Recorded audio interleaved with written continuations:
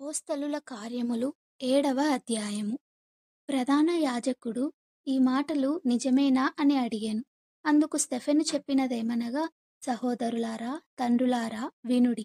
మన పితరుడైన అబ్రహాము హారానులో కాపురముండక మునుపు మెసొపొతేమియాలో ఉన్నప్పుడు మహిమగల దేవుడు అతనికి ప్రత్యక్షమై, నీవు నీ దేశమును నీ స్వజనమును విడిచి బయలుదేరి నేను నీకు చూపింపబోవు దేశమునకు రమ్మని అతనితో చెప్పెను. అప్పుడతడు కల్దీయుల దేశమును విడిచి పోయి హారానులో కాపురముండెను.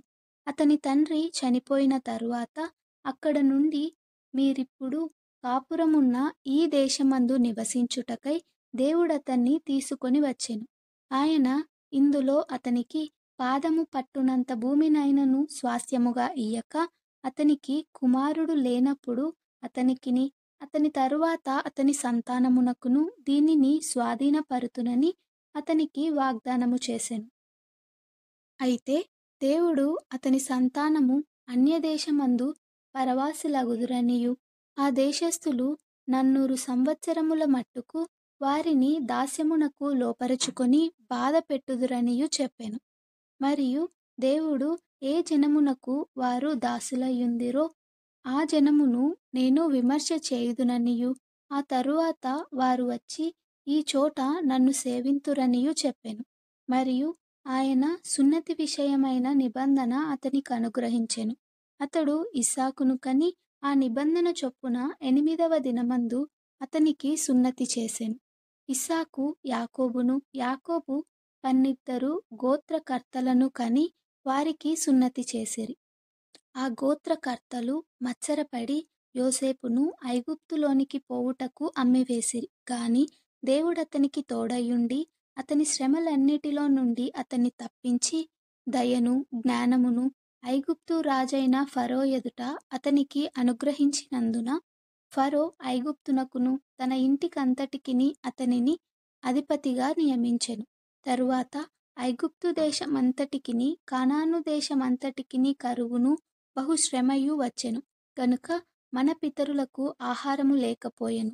ఐగుప్తులో ధాన్యము కలదని యాకోబు విని మన పితరులను అక్కడికి మొదటిసారి పంపెను. వారు రెండవసారి వచ్చినప్పుడు యోసేపు తన అన్నదమ్ములకు తన్ను తెలియజేసుకొనెను. అప్పుడు యోసేపు యొక్క వంశము ఫరోకు తెలియవచ్చెను. యోసేపు తన తండ్రి అయిన యాకోబును తన స్వజనులందరినీ పిలువనంపెను. వారు 75. యాకోబు ఐగుప్తునకు వెళ్ళెను. అక్కడ అతడును మన పితరులను చనిపోయి అక్కడ నుండి షెకెమునకు తేబడి, షెకెములోని హమోరు కుమారుల యొద్ద అబ్రహాము వెల ఇచ్చి కొనిన సమాధిలో ఉంచబడిరి. అయితే దేవుడు అబ్రహామునకు అనుగ్రహించిన వాగ్దాన కాలము సమీపించిన కొలది ప్రజలు ఐగుప్తులో విస్తారముగా వృద్ధి పొందిరి. తుదకు యోసేపును ఎరుగని వేరొక రాజు ఐగుప్తును ఏలనారంభించెను. అతడు మన వంశస్థుల ఎడల కపటముగా ప్రవర్తించి తమ శిశువులు బ్రతకకుండా వారిని బయట పారవేయవలెనని మన పితరులను బాధపెట్టెను. ఆ కాలమందు మోషే పుట్టెను. అతడు దివ్య సుందరుడై తన తండ్రి ఇంట 3 నెలలు పెంచబడెను. తరువాత అతడు బయట పారవేయబడినప్పుడు ఫరో కుమార్తె అతనిని తీసుకొని తన కుమారునిగా పెంచుకొనెను. మోషే ఐగుప్తీయుల సకల విద్యలను అభ్యసించి మాటల యందును కార్యముల యందును ప్రవీణుడై ఉండెను.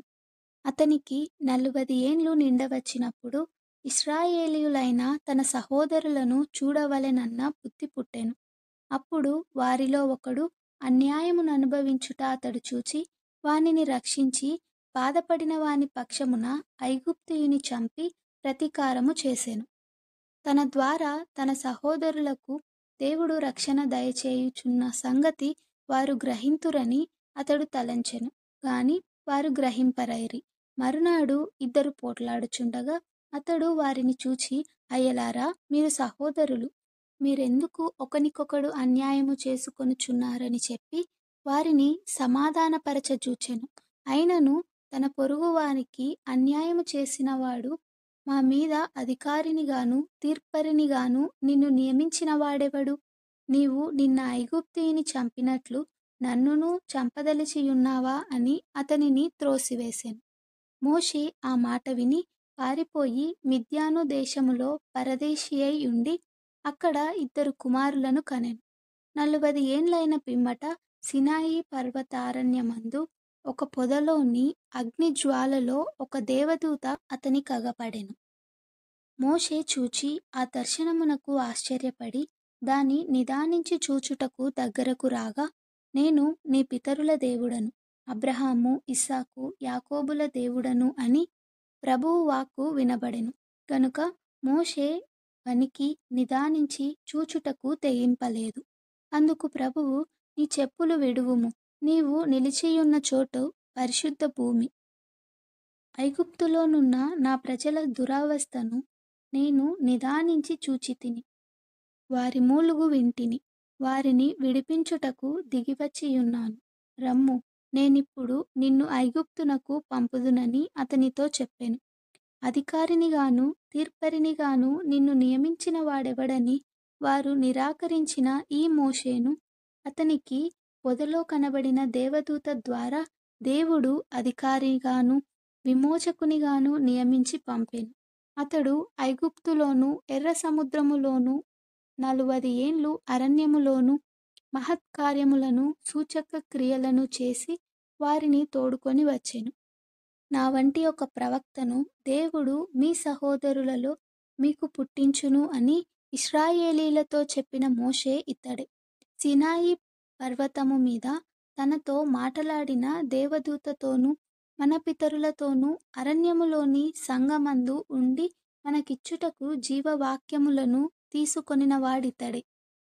ఇతనికి మన పితరులు లోబడనొల్లక ఇతనిని త్రోసివేసి తమ హృదయములలో ఐగుప్తునకు పోగోరిన వారై, మాకు ముందు నడుచునట్టి దేవతను మాకు చేయుము, ఐగుప్తు దేశములో నుండి మనలను తోడుకొని వచ్చిన ఈ మోషే ఏమాయనో మాకు తెలియదని అహరోనుతో అనిరి.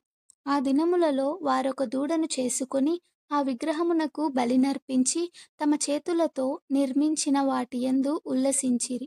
అందుకు దేవుడు వారికి విముఖుడై ఆకాశ సైన్యమును సేవించుటకు వారిని విడిచిపెట్టెను. అందుకు ప్రమాణముగా ప్రవక్తల గ్రంథమందు ఇలాగు వ్రాయబడియున్నది. ఇశ్రాయేలు ఇంటివారలారా, మీరు అరణ్యములో 40 ఏండ్లు బలి పశువులను అర్పణలను నాకు అర్పించితిరా. మీరు పూజించుటకు చేసుకొనిన ప్రతిమలైన మోలోకు గుడారమును రొంఫాయను దేవత యొక్క నక్షత్రమును మోసుకొని పోతిరి గనుక బబులోను అవతలికి మిమ్మును కొనిపోయెదను. అతడు చూచిన మాదిరి చొప్పున దాని చేయవలెనని మోషేతో చెప్పినవాడు ఆజ్ఞాపించిన ప్రకారము సాక్ష్యపు గుడారము అరణ్యములో మన పితరుల యొద్ద ఉండెను. మన పితరులు తమ పెద్దల చేత దానిని తీసుకొనిన వారై, దేవుడు మన ఎదుట నుండి వెళ్ళగొట్టిన జనులను వారు స్వాధీనపరుచుకొన్నప్పుడు యెహోషువతో కూడా ఈ దేశములోనికి దానిని తీసుకొని వచ్చిరి. అది దావీదు దినముల వరకు ఉండెను. అతడు దేవుని దయ పొంది యాకోబు యొక్క దేవుని నివాస స్థలమును కట్టగోరెను. అయితే సొలొమోను ఆయన కొరకు మందిరము కట్టించెను. అయినను ఆకాశము నా సింహాసనము, భూమి నా పాదపీఠము. మీరు నా కొరకు ఎలాంటి మందిరము కట్టుదురు? నా విశ్రాంతి స్థలమేది? ఇవన్నీయు నా హస్తకృతములు కావా అని ప్రభు చెప్పుచున్నాడు అని ప్రవక్త పలికిన ప్రకారము సర్వోన్నతుడు హస్తకృతాలయములలో నివసింపడు. ముష్కరులారా, హృదయములను చెవులను దేవుని వాక్యమునకు లోపరచనొల్లని వారలారా, మీ పితరుల వలె మీరును ఎల్లప్పుడూ పరిశుద్ధాత్మను ఎదిరించుచున్నారు. మీ పితరులు ప్రవక్తలలో ఎవనిని హింసింపక ఉండిరి. ఆ నీతిమంతుని రాకను గూర్చి ముందు తెలిపిన వారిని చంపిరి. ఆయనను మీరు ఇప్పుడు అప్పగించి హత్య చేసిన వారైతిరి. దేవదూతల ద్వారా నియమింపబడిన ధర్మశాస్త్రమును మీరు పొందితిరి గాని దానిని గైకొనలేదని చెప్పెను. వారి మాటలు విని కోపముతో మండిపడి అతనిని చూచి పండ్లు కొరికిరి. అయితే అతడు పరిశుద్ధాత్మతో నిండుకొనిన వాడై ఆకాశము వైపు తేరిచూచి దేవుని మహిమను, యేసు దేవుని కుడిపార్శ్వమందు నిలిచియుండుటను చూచి ఆకాశము తెరవబడుటయు మనుష్య కుమారుడు దేవుని కుడిపార్శ్వమందు నిలిచియుండుటయు చూచుచున్నానని చెప్పెను. అప్పుడు వారు పెద్ద కేకలు వేసి చెవులు మూసుకుని ఏకముగా అతని మీద పడి పట్టణపు వెలుపలికి అతనిని వెళ్ళగొట్టి రాళ్ళు రువ్వి చంపిరి. సాక్షులు సౌలు అను ఒక యవ్వనుని పాదముల యొద్ద తమ వస్త్రములు పెట్టిరి. ప్రభువును గూర్చి మొరపెట్టుచు, యేసు ప్రభువా, నా ఆత్మను చేర్చుకొనుమని స్టెఫెను పలుకుచుండగా వారు అతనిని రాళ్లతో కొట్టిరి. అతడు మోకాలుని, ప్రభువా, వారి మీద ఈ పాపము మోపకుమని గొప్ప శబ్దముతో పలికెను. ఈ మాట పలికి నిద్రించెను. సౌలు అతని చావునకు సమ్మతించెను.